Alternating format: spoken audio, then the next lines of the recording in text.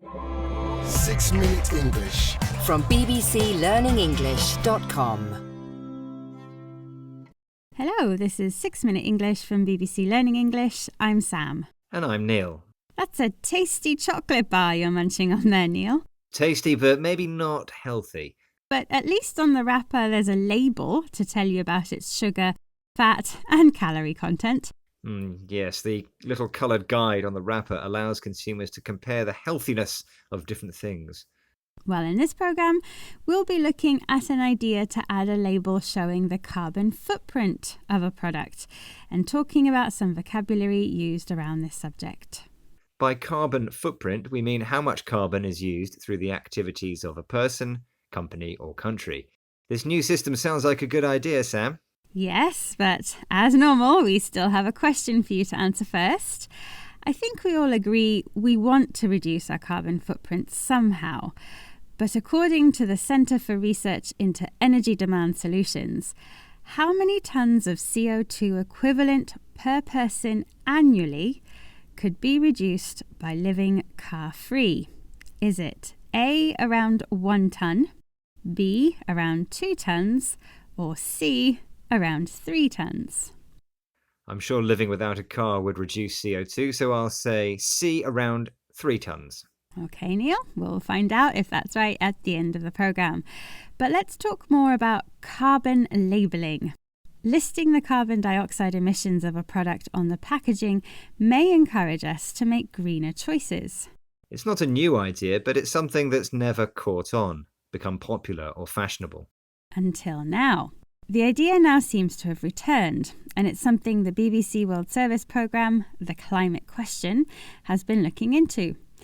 They've been speaking to business leaders about adding labelling to their products. Such as Mark Engel, Chief Supply Chain Officer at Unilever. Let's hear why he thinks the idea is growing in popularity.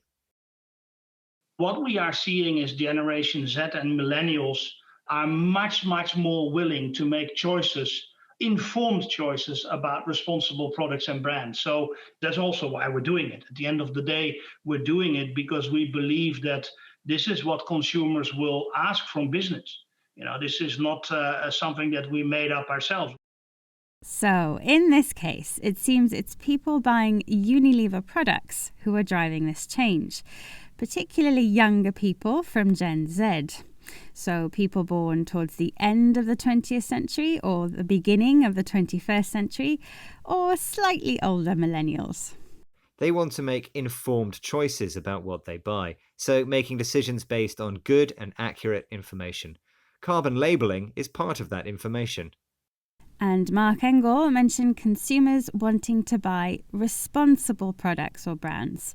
Here that means trusted or reliable with less environmental impact. That all makes sense, and it's why Unilever recently announced it's committed to putting carbon footprint information on 70,000 products. The Climate Question programme also spoke to Dr. Zaina Gadema Cook, an expert in supply chain management at Northumbria University. What does she call measuring a product's carbon footprint? The problem with footprinting is it's almost impossible to include the consumption stage associated with the consumer because we all deal with the products that we purchase and dispose of differently. So it's very difficult to include that. So farm to fork calculations tend to really be farm to retail shelf calculations of carbon footprint loadings. So Dr. Zaina Gadema Cook describes the measurement of a product's carbon footprint as footprinting.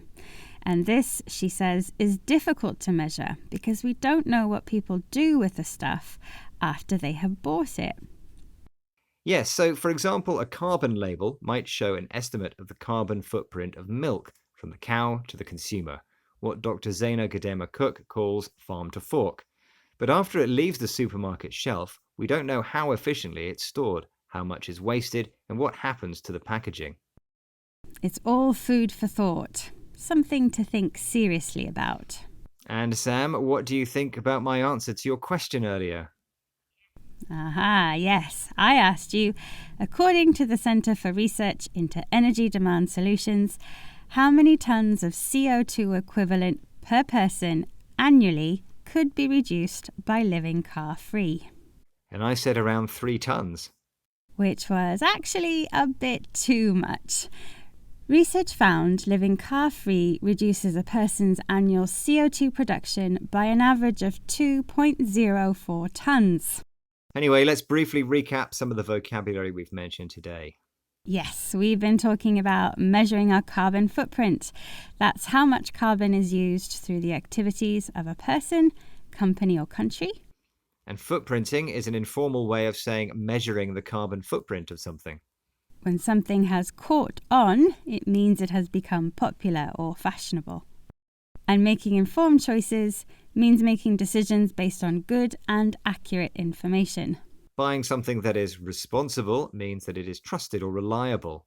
And the phrase from farm to fork describes the processes involved from agricultural production to consumption. We're out of time now, but thanks for listening. Bye for now. Goodbye. 6 Minute English from the BBC.